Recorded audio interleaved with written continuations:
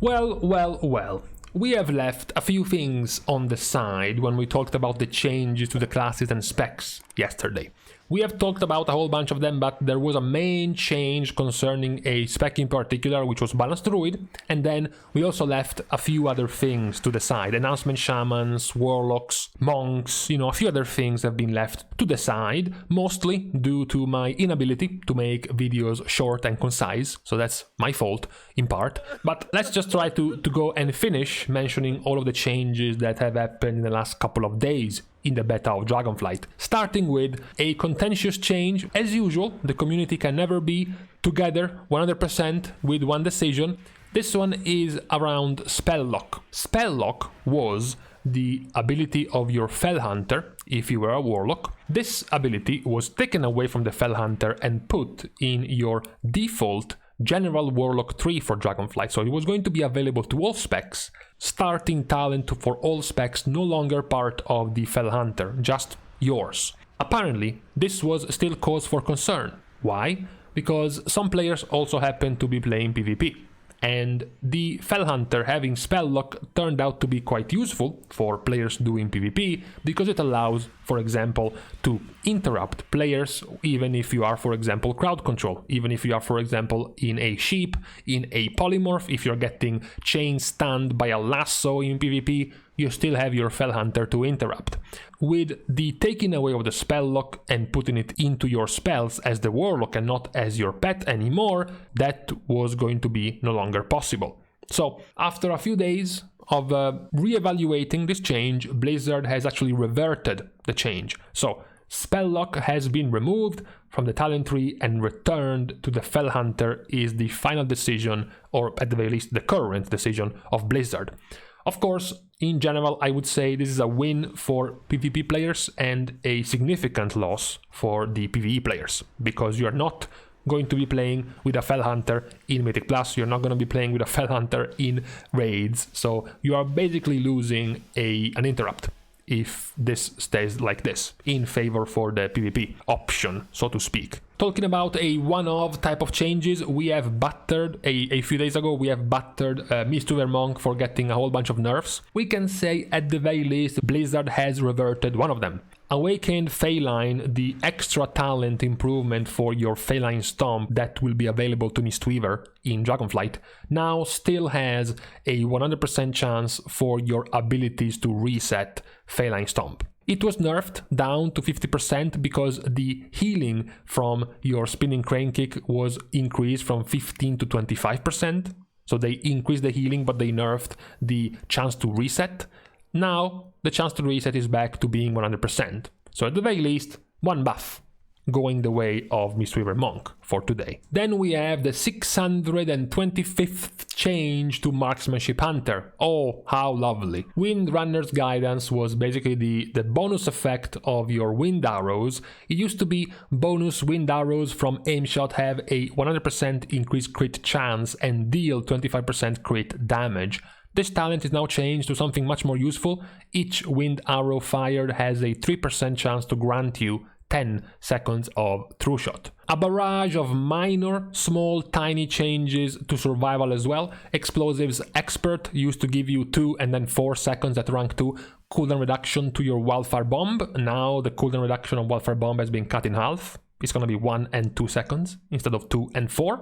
Ferocity getting 2 ranks. Before it was 5% more damage to your pet, now it's 5 or 10% at rank 2. And finally, we have a number, just like that. Before we had a placeholder number on Hunter's agility, avoidance increased by at least 1, which was good to know. Now, avoidance is increased by 6% for Hunter. A good choice out of all the stats, out of all the extra stats to give Hunter, considering how squishy Hunter is, giving them some baseline, less AoE damage taken, considering how fragile they can be. It's quite decent for Hunter as a whole. But now that we are done with this handful of tiny changes to the other specs in this game, we have to talk about the change to Balance Druid. So, major changes happening to their Mastery, to their Eclipse, to their Starfall, to their Starsurges, basically to everything on how they play. Let's start with the big one. Mastery, Total Eclipse has been redesigned. Previously, your Solar Eclipse was increasing your nature damage and your Lunar Eclipse was increasing your arcane damage. So very simply,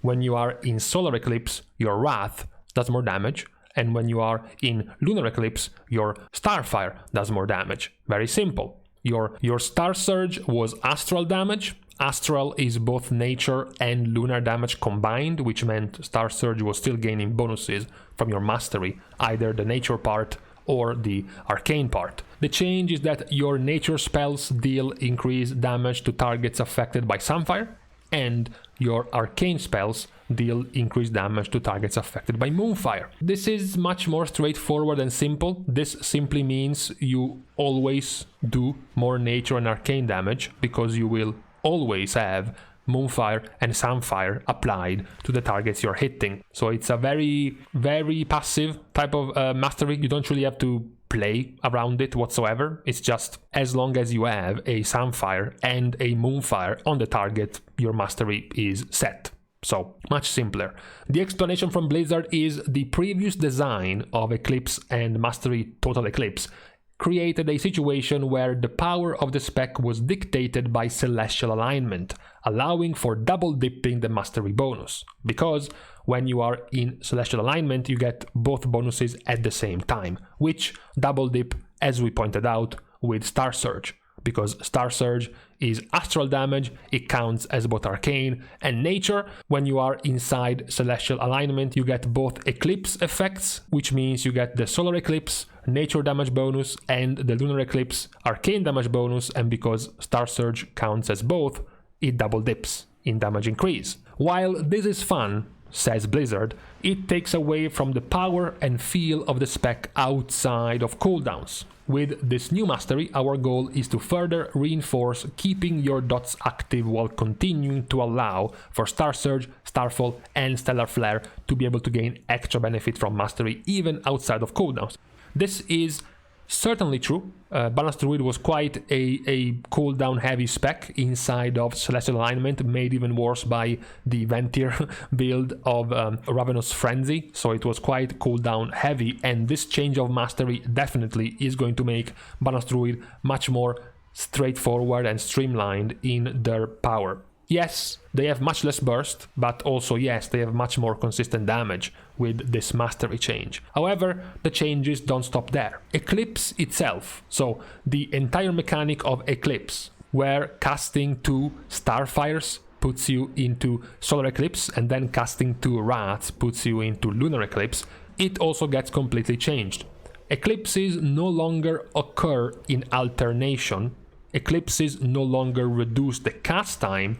Lunar Eclipse now increases the damage of your arcane spells, and then Solar Eclipse now increases the damage of your nature spells. Eclipses occurring in alternation was the big part of the mechanic of Balance Druid. You could not simply say, oh, this is a single target fight, the best spell for single target damage is Wrath, so I'm just going to continue staying in Solar Eclipse, continue to empower my Wrath, give more Wrath, more damage and faster cast time because that's the best single target spell. You could not do it because eclipses occurred in alternation. So once your Solar Eclipse was over, you had to enter Lunar Eclipse. You were forced to. You had no choice. It was Solar, Lunar, Solar, Lunar, Solar, Lunar, etc, etc, etc. Now, this is no longer a thing. Now you can just choose to stay, to continue to reproc your Solar Eclipse multiple times, back to back to back, if you're fighting in single target, or to continue proccing Lunar Eclipse if you're fighting in, AoE, Mythic Plus packs and whatnot. The big change here, that perhaps will be the biggest annoyance to Balance Druid players, is Eclipses no longer reduce the cast time. This was one of the buffs of entering Eclipse, because you were getting a baseline 8% faster cast time on Wrath and Starfire, and also your Starsurge would increase this cast time reduction. The more Starsurge you cast inside the Eclipse, the stronger the Eclipse becomes. So you get more damage, faster cast time, more damage, faster cast time, the more casts of Starsurge. So the lack of this cast time buff to your Eclipse might make Balance Druid quite more clunky, quite more slow to play compared to how it plays now. From the point of view of Blizzard, they say that they have some problems with Eclipse. Number one, there is a lack of control with the rotation, because of course you are forced to continuously alternate. And then two, having to cast two unempowered rats or starfires to enter an Eclipse, combined with their weaker base power and starfire's long cast time, is underwhelming. With these changes, our goal is to allow you to exit an Eclipse, let's say Solar, and then re-enter Solar Eclipse again by casting two Starfires. We're also looking at adding talents to improve the feel of casting unempowered rats and Starfires between Eclipses. One of the major changes to your playstyle will be the AoE playstyle of Starfall, because Starfall is now an instacast spell costing 50 astral power, and now it's no longer with a cooldown, and now it can be placed on the ground, and now it can be cast multiple times. It can be stacked multiple times. We gave a cooldown version of Starfall a chance again for Shadowlands, and we don't feel it has played as well as we had hoped. Having Starfall that moves with you is awesome and something we had hoped to keep, but for gameplay we feel it's better to be able to choose to spend additional astral power for more Starfalls. So now your viability of AoE power is now stronger, because as of right now in Shadowlands you are completely stuck. Once you have Starfall up and running, you have to dump all of your astral power in single target spells. And when you're fighting 10 mobs in Mythic Plus, it doesn't feel good as a Balance Druid. So now you have back your option to continuously use Starfall in AoE, which makes much more sense. Talking about the other mechanic which was tied to your Eclipses was Starsurge with improved Starsurge. Improved Starsurge has been removed, so Starsurge is no longer going to empower the damage and the cast time of your active Eclipse. They point out that improved Starsurge was encouraging the pooling of resources more than we would like, and the mechanic was hidden enough for some players to be unaware of the gameplay it encouraged.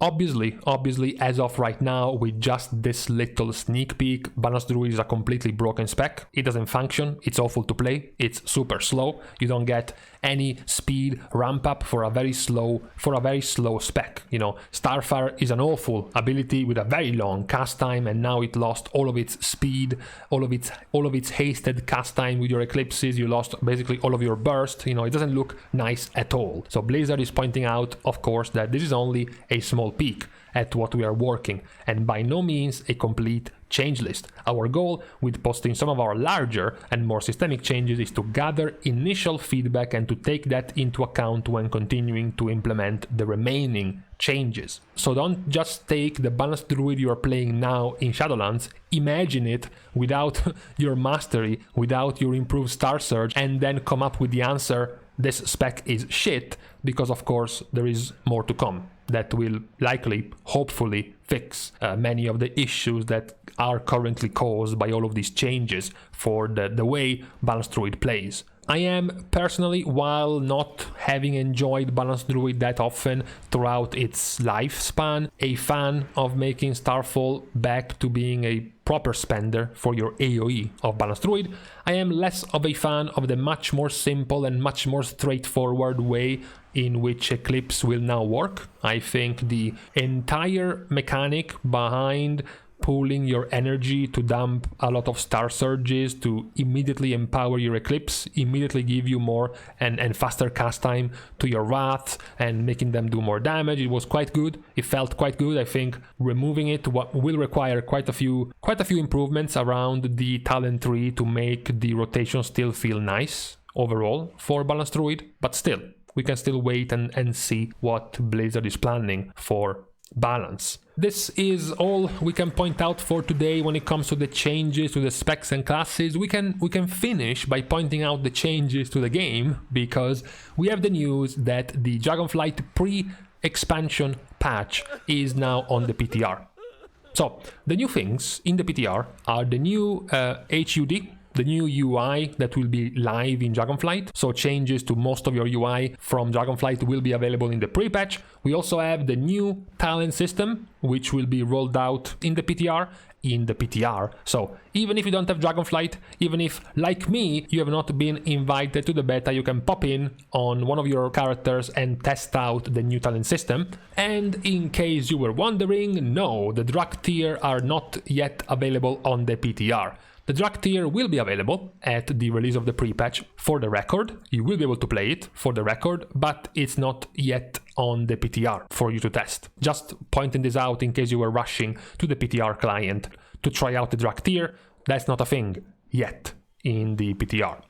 So, with all of these list of changes done, we can stop for today, for this Friday, I believe, the start of the weekend, according to some. Thanks, of course, as usual, to all of my Patreon supporters for allowing me to continue to produce WoW content for you. It is, as I said, it is, of course, quite sad to not be able to give all I have, not having the beta yet, so it's quite sad, but still thank you nevertheless for supporting me up to now. Also, you can like and comment down below on this very video, together with subscribing to the channel itself to support me even more. Finishing off with some social interaction stuff, which includes following me on Twitter, as well as subscribing to my Patreon, right down at these two links.